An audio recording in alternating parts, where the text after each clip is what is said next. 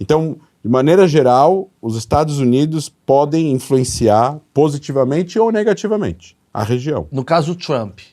Então, aqui o Trump, ele é uma pessoa imprevisível. Ele rompe as regras nas falas. Não significa necessariamente que ele vai romper a regra nas ações.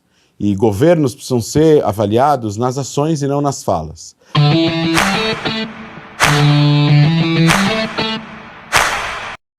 E aí, pessoal? Vamos para uma entrevista de André Last, no podcast Achismo, com Maurício Meirelles. E nessa parte eles falam sobre a influência dos Estados Unidos tem em outras regiões, principalmente no Oriente Médio, com apoio a Israel contra os países árabes, e também sobre o poder que as palavras de Trump têm na região. E você, dê um pouco de sua influência para o canal. E dê um like, comentem, compartilhem e se inscreva no canal. E ative o sininho.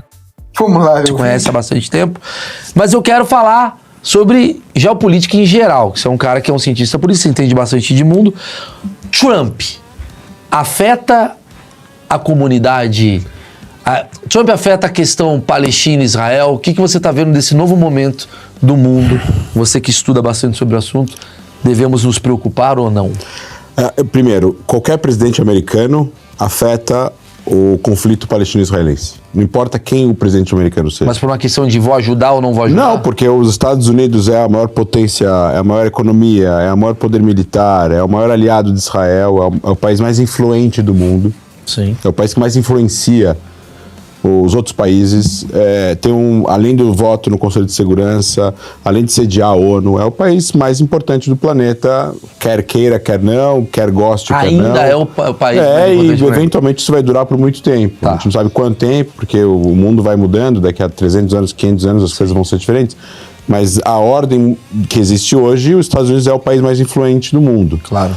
Então, logo, o presidente dos Estados Unidos, com o poder que ele tem, ele pode, sim, influenciar o conflito palestino-israelense. Não só o conflito palestino-israelense, a paz árabe-israelense. Então, se a gente voltar para o primeiro termo da presidência do Trump, a influência dele e da administração dele fizeram com que os acordos de Abraão viessem à tona. Que é os acordos entre Israel, os Emirados Árabes Unidos, o Bahrein, o Marrocos e o Sudão. Que foi vamos ficar de boa. Isso, mas são países super importantes, são países ricos. O Bahrein e os Emirados são países riquíssimos. O Marrocos é um país super importante na África do Norte. Ou seja, a influência dos Estados Unidos possibilitou que esse acordo acontecesse, porque países se pensam em interesses próprios. Claro. Países têm interesses nacionais e eles agem por interesse nacional. É de interesse nacional dos Emirados Árabes passar a reconhecer Israel. Israel passou a ter uma embaixada em Abu Dhabi, passou a ter um consulado em Dubai. Os israelenses passaram a visitar os Emirados Árabes, poderem pegar o avião da Emirates, não podia antes, com passaporte israelense, e os investimentos desses países na high-tech israelense. É de interesse nacional. Uma pergunta, aproveitando que você falou um negócio que foi interessante, só para dar uma interrompidinha, que você acha que boa parte das pessoas que entendem Israel como um estado próprio, essa questão toda, tem a ver com capital? Você acha que tem uma coisa do tipo assim, puta, é interesse, tô nem aí pra religião, tô nem aí pra coisa social, é porque Israel aqui, nesse lugar, me gera dinheiro? Tem países na região que entendem que Israel é um país que pode ajudar a solucionar várias questões de ordem significativa na vida das pessoas. Tá.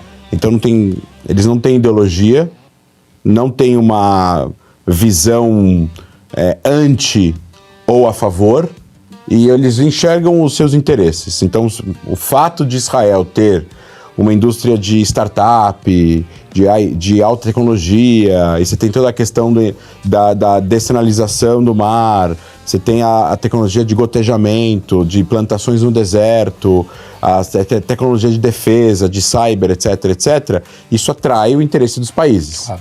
Além de você ter um certo... Eventualmente alguém poderia, por exemplo, ter ter respeito, achar legal, prestígio, admirar esse tipo de desenvolvimento, tem gente que fala assim, não, tá bom, eu quero isso pra mim. Mas o mundo árabe ele é dividido da mesma forma? Não, é que o mundo árabe é uma coisa muito abrangente. Você sim. pode falar, a liderança árabe é uma coisa, a população civil é outra, a burguesia ou a classe média alta.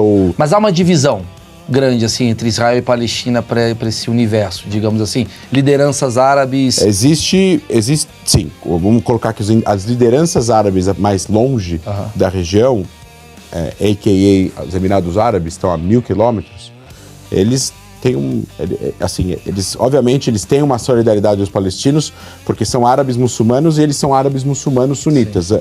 Então eles têm uma etnia ideologia e uma religião em comum. Sim. É a mesma coisa que nós aqui, pega um brasileiro cristão que, sei lá, aconteceu algum problema por ele ser brasileiro. Sim. Né?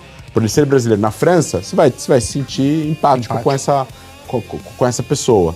Então existe uma empatia, mas isso não quer dizer que eles concordam com as decisões das lideranças palestinas ou com a decisão do Hamas e por aí vai. Então, de maneira geral, os Estados Unidos podem influenciar positivamente ou negativamente a região. No caso, Trump. Então, aqui o Trump, ele é uma pessoa imprevisível, ele rompe as regras nas falas. Não significa necessariamente que ele vai romper a regra nas ações. E governos precisam ser avaliados nas ações e não nas falas. O problema das falas, principalmente das falas de presidentes e de pessoas que são líderes e chefes de Estado, é que mesmo que a fala não vai ser levada a cabo,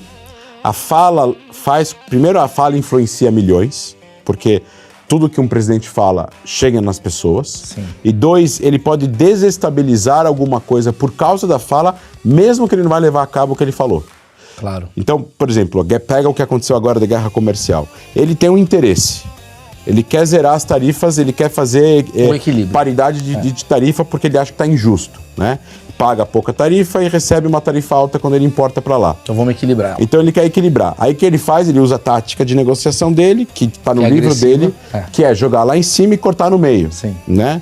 Ele fez isso quando ele vendia prédios em Manhattan. Inclusive, vou até assista O Aprendiz, que é o filme que mostra o cara que ensinou ele. Até falei isso anteriormente, mas é muito bom. Ele quer comprar o terreno que vale 30 milhões, ele oferece 5 pro cara. Exatamente. Né? E aí ele chega no meio termo, que é 15. Chega no meio termo, que é 15 e tal. Então, na hora que ele pega e fala, não, porque vamos tirar os palestinos da faixa de Gaza, vamos transformar a faixa de Gaza na Riviera, isso não existe, não é prático. Primeiro que a ordem mundial não permite isso, a lei internacional não permite isso, ninguém vai aceitar isso, os palestinos não vão para nenhum lugar, ninguém vai mandar ônibus para levar 2 milhões de palestinos para onde?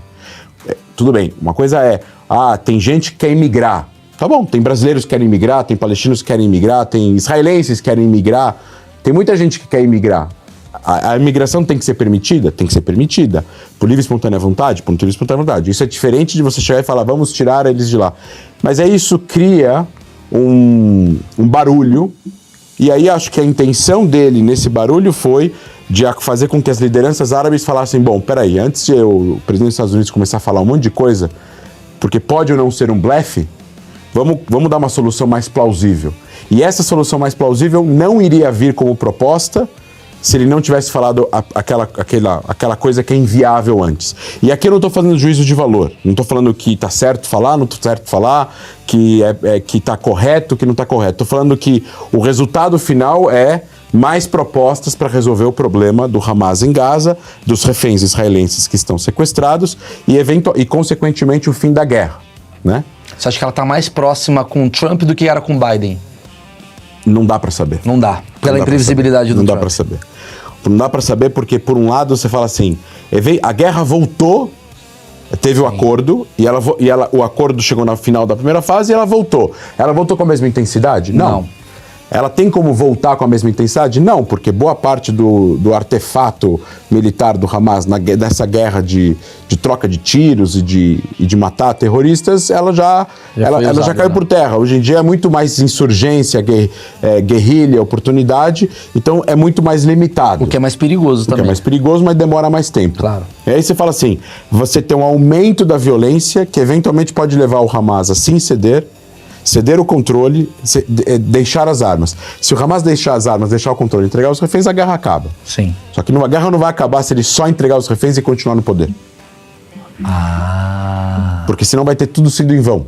Claro, depois não volta, só para os israelenses, para os palestinos também. Mas o que Israel quer agora? O que o Hamas saia do poder e entregue os reféns. E por que o Hamas não sai do poder? Porque para o Hamas sair do poder é o fim do grupo. Mas a Palestina... E como é que a Palestina lida com o Hamas no poder? De uma forma muito interessante. Por um lado, a autoridade palestina fala... O governo oficial palestino fala que o Hamas não tinha o direito de fazer o que fez. Por outro lado, eles chamam eles de shahidim e de mártires e de resistência legítima. Por outro lado, eles prendem pessoas do Hamas na Cisjordânia, teve agora recentemente. Várias incursões em cidades palestinas na Cisjordânia pela autoridade palestina para prender membros do Hamas. Troca de tiros, morreu gente, ninguém fala nada disso porque é a autoridade palestina fazendo isso contra o Hamas e não Israel. Sim, sim. Né? Então não chama atenção. Mas cai na conta de Israel também? Não, mas aí o que cai na conta de Israel é que quem é a favor do Hamas fala que a autoridade palestina é, entre aspas, é o enviado do exército de Israel com outro uniforme. Entendi. Quer dizer, é muito bom que sempre desde o começo, isso eu quero deixar claro, sempre falaram que a situação é Israel e Hamas. Nunca falam que é Israel e Palestina nesse momento aqui agora. Mas o problema é o seguinte, é realmente uma guerra entre Israel e o Hamas. Não é Israel contra uma população civil. Isso. Se fosse uma guerra entre Israel e uma população civil, essa guerra já tinha acabado. Por causa de diplomacia. Não só por isso, porque Israel tem muito mais poder, os civis não têm armas e se teria um número infinitamente maior. Porque Hamas é imprevisível. Agora, o Hamas tem apoio popular? As pesquisas palestinas mostram que tem. E isso que é preocupante. O Khalil Shikaki, que é um grande professor palestino, do Centro de Pesquisas Palestinos, que fica em Ramallah, que eu visitei o ano passado com o professor Samuel, em Ramallah, que é a capital administrativa da autoridade palestina.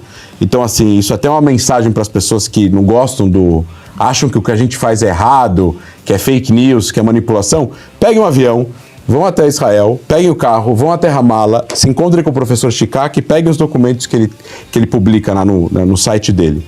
Ele fala que 60% dos palestinos apoiam o 7 de outubro, que 70% dos palestinos não acreditam que o Hamas matou civis, que 70% dos palestinos, 60% dos palestinos votariam no Sinwar, o líder do Hamas, para ser presidente palestino. Ele já morreu, foi morto por Israel.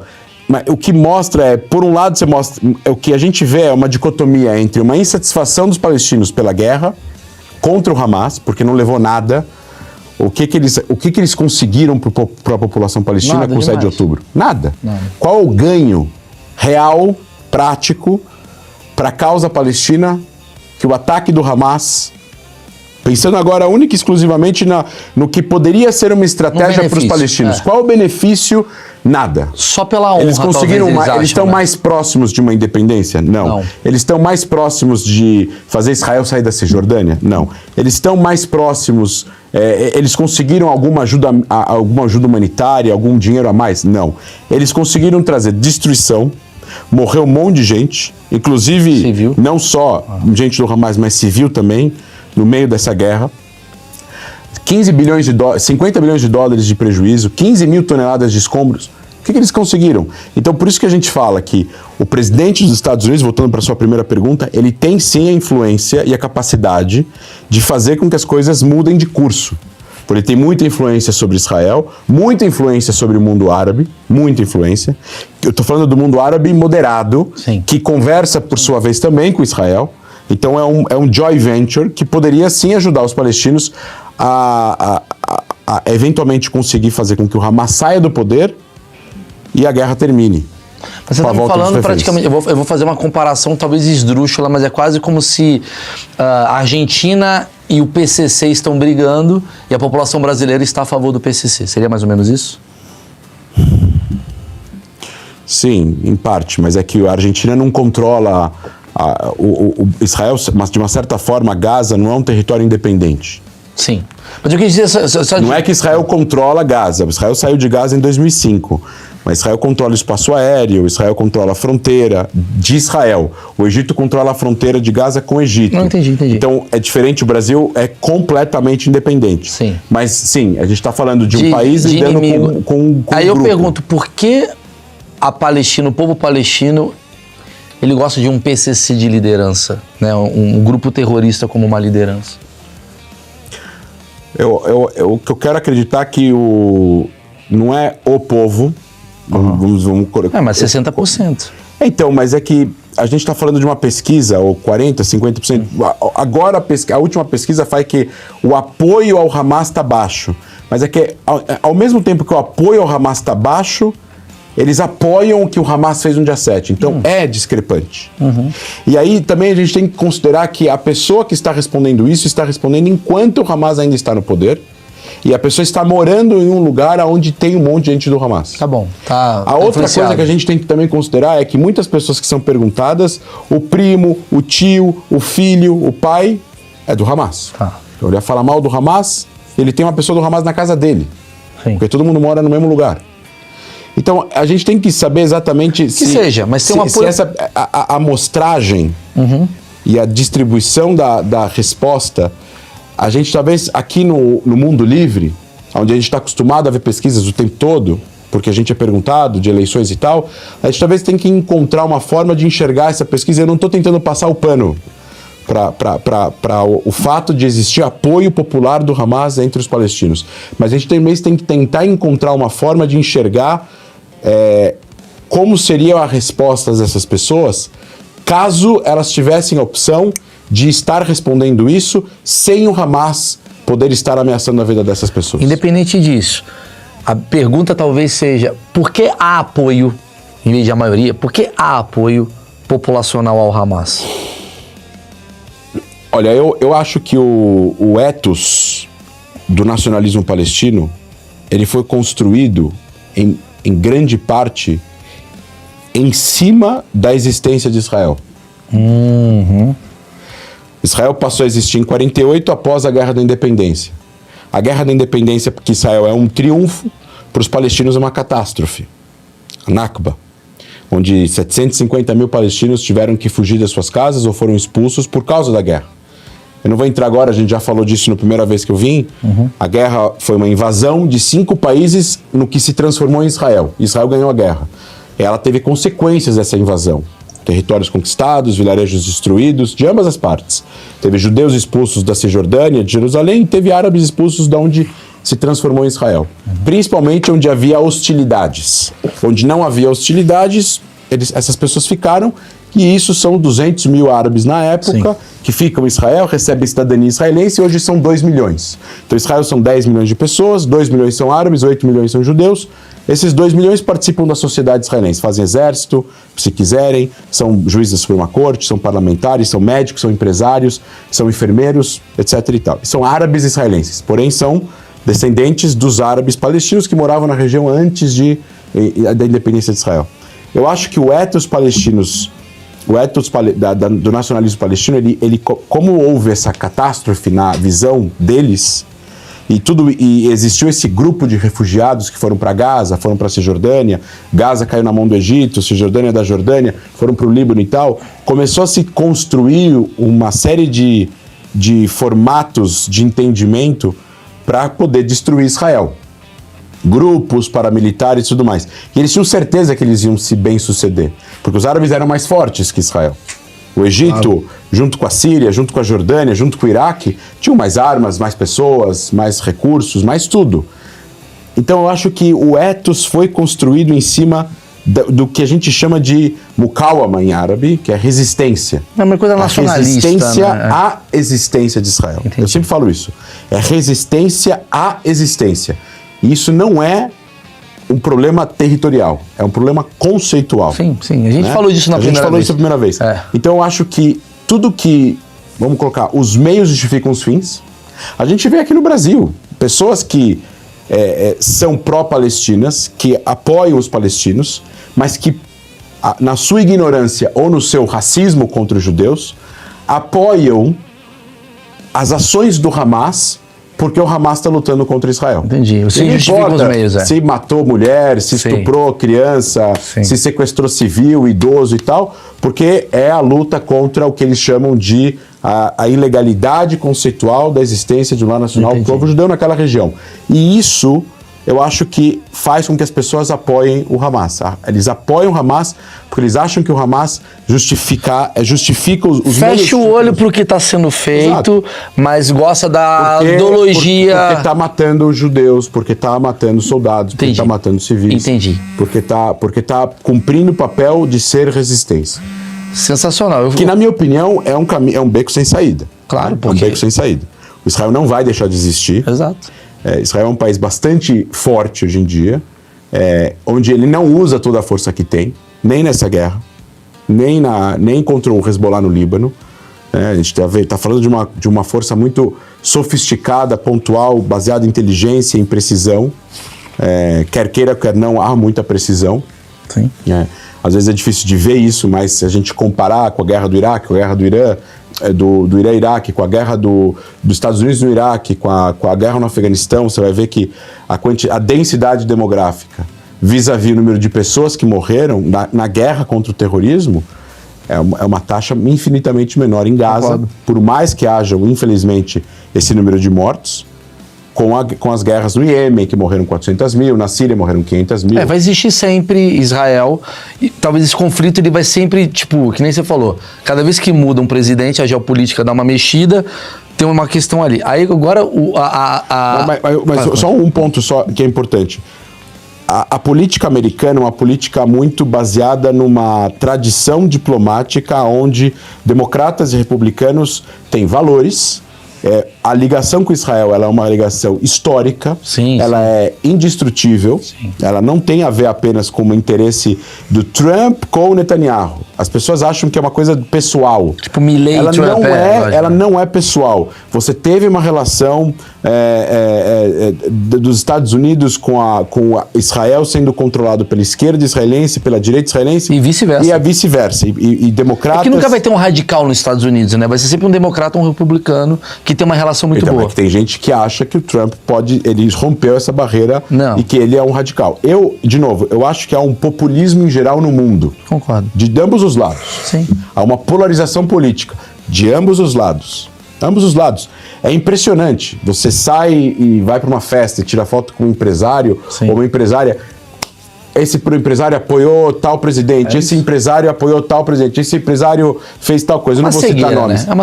E aí não adianta. O meu tema é falar sobre Israel, conversar com todo mundo que esteja disposto a conversar com a gente. E aí, o que vocês acham? As falas do Trump têm uma certa força no Oriente Médio? Ou ele fala mais do que faz? Depois da Venezuela, as pessoas veem de outro jeito as suas atitudes. É de ficar de pé atrás com o Trump. Eu não confio muito nele. E você, não perca a chance e ajude o canal, dando aquele like, comentando, compartilhando, se inscrevendo no canal e ativando o sininho. Valeu!